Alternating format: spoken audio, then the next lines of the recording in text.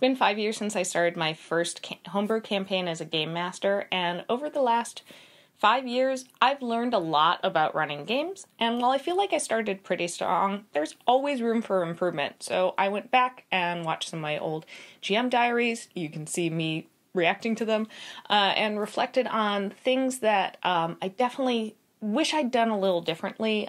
So here are my 5 things that I would tell my younger game master self.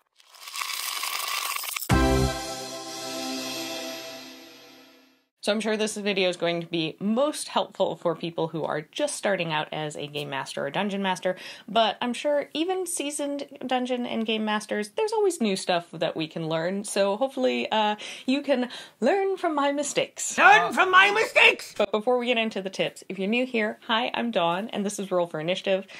Make sure you hit that subscribe button, because we make videos here every week about tabletop RPGs and our other geeky interests. Okay, so here are my top 5 things I wish I'd done differently. It's okay to keep things small. So I started out small with this one mining village and dungeons, ruins the party spent the entire first arc exploring in this kind of dungeon crawl-esque. What I wish I'd done differently was keeping it smaller as the campaign progressed. I had created this really interesting little village with NPCs, and then created a trading outpost with an NPC that I had planned to be a reoccurring kind of bit of an adversary for the group. But then I never brought the campaign back to either the village or the trading outpost. Why did I do this? I think part of it I can blame on pressure from watching like Critical Role and other actual plays that had these large, expansive worlds the players were exploring. But I didn't necessarily need to do that. I did have built-in needing to go to various locations around this continent, but could have easily provided the party more motivation to have a home base, either in this village or this trading outpost, so that I could have those NPCs be reoccurring. They could advance their storyline. Then I also wouldn't have needed to flesh out NPCs in all these other locations just for my players to kind of stop their first session to restock and move on. They could have easily done that at the trading outpost. Flesh out parts of the world as you go. And this doesn't just mean the physical parts. Looking back, my biggest regret is that I didn't flesh out the pantheon more. I love the pantheon that I came up with, these two-faced or twin gods, depending on which region and who exactly you were talking to and how they interpreted the gods. But the country the campaign took part in, their big thing was trade, so the tokens for the gods were these special two-headed coins. Then beyond the gods' names and what domain they ruled over, I didn't really flesh out much more. And I didn't really need to at the start. None of my players were playing particularly religious characters, and it wasn't key to the story. But partway through, we added a new player who was a paladin, and since I hadn't fleshed out more of the religion, whenever it came up for his character, it felt very flat.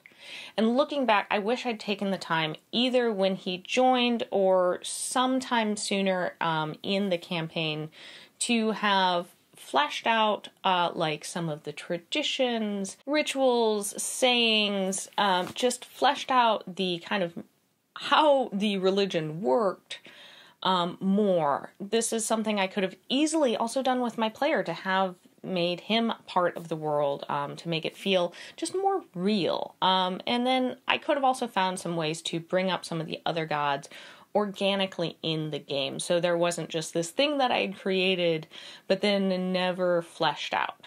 Give the players info. So I did create a quick guide to the world that I sent to all the players, but what I'm talking about is more working with the players to give them bits of lore, connections to NPCs, and maybe even some like plot seeds.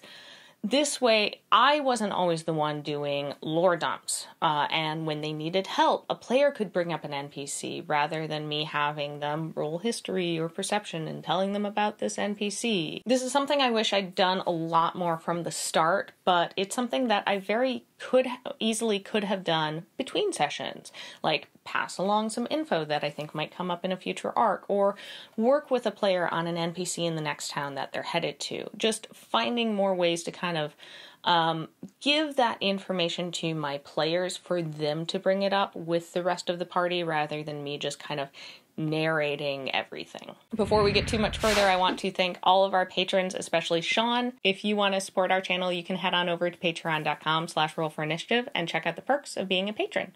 Okay, so let's get back to the advice. Use more enemies. So throughout my first campaign, I struggled with getting the DC of combat encounters right. I was running it in 5th edition. Part of this was that the core party had 3 kind of combat classes: a paladin, a barbarian, and a fighter, and then a very squishy bard. So trying to make it difficult for those 3 players meant it felt like I was constantly risking just destroying the bard. My main mistake looking back on it is picking like 1 or 2 monsters or foes for each kind of combat encounter. I did have a few encounters where I had kind of like 1 bigger foe and then a bunch of little minions, and that made those combat encounters so much more fun. I just didn't really take the time while I was running the campaign to reflect and realize why it made those encounters fun. It added this element of strategy. Do the players take out the big guy first or pick off all the little ones? Plus it meant that we weren't in that situation where everybody just kind of ran up and whacked at each other's hit points.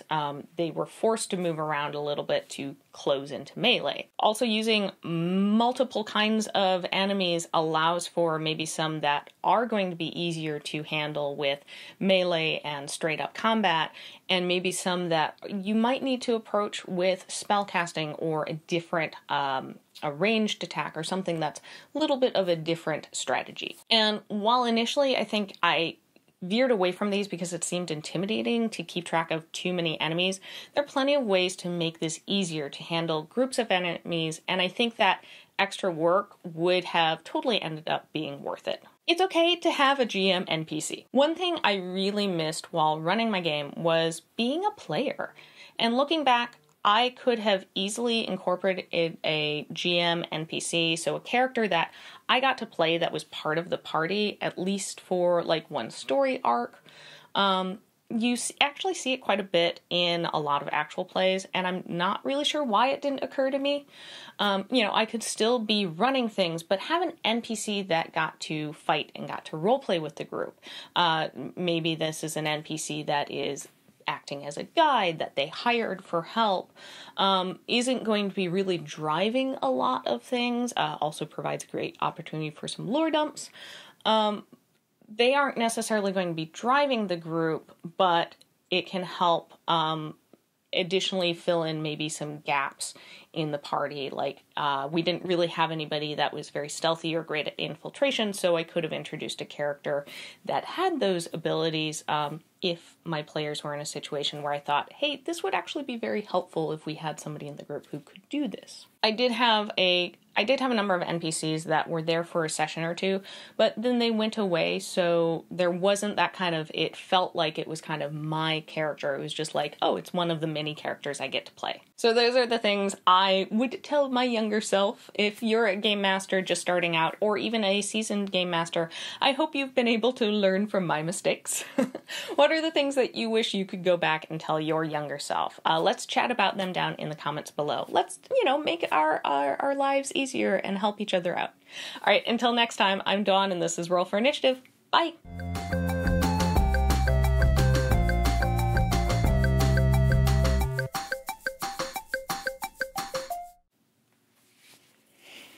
Cool. I got them both filmed during a nap, and she's still asleep.